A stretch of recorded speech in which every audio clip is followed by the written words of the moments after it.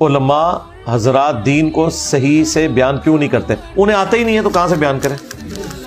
وہ تو فرقوں کا دین لے کے چل رہے ہیں، اور جسے آتا ہے وہ ڈرتا ہے بیان کرتے ہوئے کہ اگر میں نے کوئی ایسی بات کر دی تو مسجد کمیٹی مجھے فارغ کر دے گی، یہ تو تم نے وہابیوں والی باتیں شروع کر دی ہیں، یہ تم نے بریلویوں والی باتیں شروع کر دی ہیں، یہ تم نے شیعہ والی باتیں شروع کر دی ہیں۔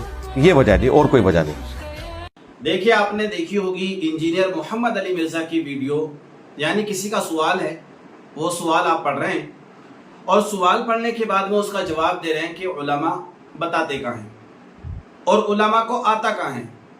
اصل میں انجینئر محمد علی مرزا کی یہاں پر دو باتیں ہیں، اور میں دو باتوں میں سے ایک پر اتفاق رکھتا ہوں۔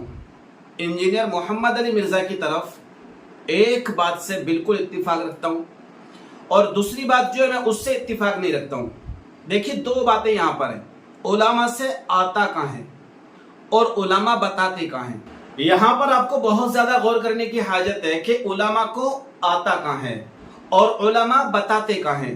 یہ دو باتیں ہو گئی۔ دیکھیے، یعنی ایسے انجینئر محمد علی مرزا بیان کر رہے ہیں کہ علماء کو آتا کہاں ہے، یعنی یہ لفظ بولنا یہ تو شاید مناسب نہیں ہے، کیونکہ دیکھیے اگر میں بات کروں یہاں پر نا تو میں آپ کو دو قول سنا رہا ہوں کہ اللہ تبارک و تعالیٰ کے نزدیک علماء کی قدر کیا ہے، اور پیارے آقا صلی اللہ تعالیٰ علیہ وآلہ وسلم کے نزدیک علماء کی قدر کیا ہے۔ میں دونوں کے قول تمہاری سماعتوں کے حوالے کر رہا ہوں۔ دیکھیے، اللہ تبارک و تعالیٰ ارشاد فرماتا ہے انما یخشی اللہ من عبادہ العلماء، کہ اللہ تبارک و تعالیٰ سے جو ڈرنے والی جماعت ہے نا وہ علماء کی جماعت ہے۔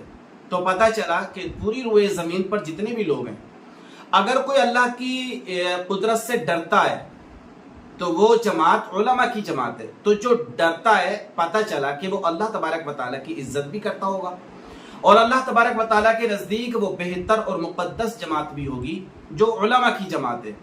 اور دوسرا قول یہ نبی کریم صلی اللہ تعالیٰ علیہ وآلہ وسلم کا العلماء ورثۃ الانبیاء، کہ علماء جو ہیں وہ انبیاء کے وارث ہیں، یعنی جو کام بنی اسرائیل کے نبیوں نے کیا ہے، یا جو اپنے تمام آج تک تقریباً 1,24,000 انبیاء کرام دنیا میں تشریف لائے، جو کام ان نبیوں نے کیا ہے وہ کام ہمارے علماء کرتے ہیں، الحمدللہ۔ یہ حدیث سے پاک۔ اب یہاں پر دیکھیے، یہ بات کہنا کہ علماء کو آتا کہاں ہے، اگر روئے زمین پر علماء کو نہیں آتا ہے تو پھر آتا کس کو ہے؟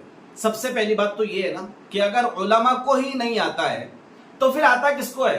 انجینئر کو آتا ہوگا، پلمبر کو آتا ہوگا، ڈاکٹر کو آتا ہوگا، پروفیسر کو آتا ہوگا، یا ٹاپی مستری کو آتا ہوگا، راج مستری کو آتا ہوگا، یا کارپینٹر کو آتا ہوگا۔ کس کو آتا ہوگا؟ یعنی دنیا میں جتنے بھی شعبہ جات پر لوگ کام کر رہے ہیں، کیا علماء کے علاوہ پھر ان کو آئے گا؟ کس کو آئے گا بتائیے؟ علم یا دین کی صحیح معلومات کس کو ہوگی؟ علماء کو ہوگی یا ایک عام آدمی کو ہوگی؟ یہ تو آپ کا بھی ذہن اس بات کو مان سکتا ہے کہ علماء کو ہی ہوگی، عام انسان کو نہیں ہوگی۔ تو اس بات سے میں اتفاق نہیں رکھتا ہوں انجینئر محمد علی مرزا کی طرف کہ بھائی آپ جو کر رہے ہیں یہ بات بالکل غلط کر رہے ہیں کہ علماء کو آتا نہیں ہے۔ ہاں، یہ جو بات آپ کر رہے ہیں دوسری کہ علماء بتاتے کہاں ہیں، ہاں علماء بتاتے کہاں، اس لفظ پر بات کرنے کی ضرورت ہے کہ علماء بتاتے اس لیے نہیں ہے کہ بیچارے مالی کیفیت کو لے کر کے کمزور ہیں۔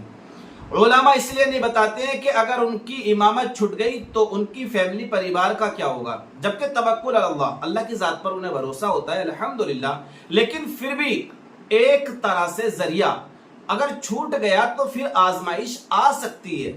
اگر کہیں مدرسے میں تدریس کا کام انجام دے رہے ہیں تو وہاں پر پرنسپل صاحب کی یا کسی کی بہرحال سن رہے ہوتے ہیں بیچارے، کیونکہ اصل مقصد یہ ہے کہ وہ مالی طور پر کمزور ہوتے ہیں، اس لیے وہ کمیٹی کے سامنے یا پریزیڈنٹ کے سامنے یا محلے کے جو حاجی لوگ ہوتے ہیں، بڑے بڑے جو امیر لوگ ہوتے ہیں، ان کے سامنے وہ صحیح بات نہیں پیش کرتے، اس لیے کہ کہیں نہ کہیں ان کے دل میں بیچاروں کے ڈر ہوتا ہے۔ تو اس بات کو لے کے میں اتفاق رکھتا ہوں انجینئر محمد علی مرزا کی بات سے کہ ہاں بتاتے نہیں ہیں بیچارے، اب وہ ڈرتے ہوں یا جو بھی سمجھ لیں آپ، بہرحال لیکن اس میں تو کنجوسی کرتے ہیں۔